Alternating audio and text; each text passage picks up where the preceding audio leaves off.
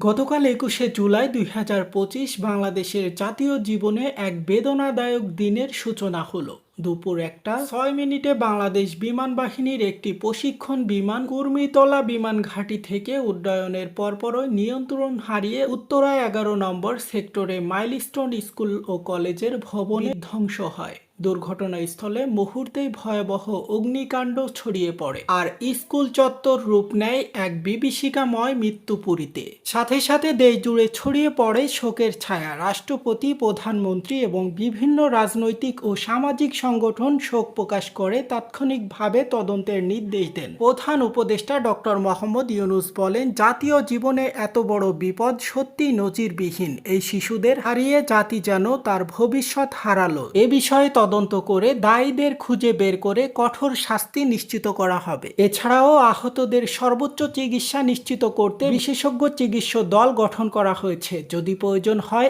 আহতদের বিদেশে পাঠানোর ব্যবস্থাও করা হবে বলে জানিয়েছে প্রধান উপদেষ্টা। সরকারের পক্ষ থেকে দ্রুত ব্যবস্থা গ্রহণ করা হয়েছে। বিমানটি দুর্ঘটনার তদন্তে একটি উচ্চ পর্যায়ের কমিটি গঠন করা হয়েছে। বিমানটির ব্ল্যাক বক্স উদ্ধার করে বিশ্লেষণ শুরু হয়েছে। সম্ভাব্য যান্ত্রিক ত্রুটির দিকেও নজর দেওয়া হচ্ছে। মোট কথা হলো, একটি জাতি তার ভবিষ্যৎ হারালে কেবল চোখের জলই যথেষ্ট নয়, প্রয়োজন সঠিক ব্যবস্থা, জবাবদিহিতা ও দীর্ঘমেয়াদী নিরাপত্তা পরিকল্পনা। উত্তরায় এই ঘটনাকে কেন্দ্র করে এখন শুধু শোক নয়, গড়ে উঠুক প্রতিরোধের ভিত্তি, যেন এমন আর কোনোদিন না ঘটে। সো হেই বন্ধুরা, আপনারা দেখছেন এইসে গ্লোবাল নিউজ, সাথে আছে আমি হুসেন আহমেদ। সকল আপডেট পেতে আমাদের সাথেই থাকুন। ধন্যবাদ।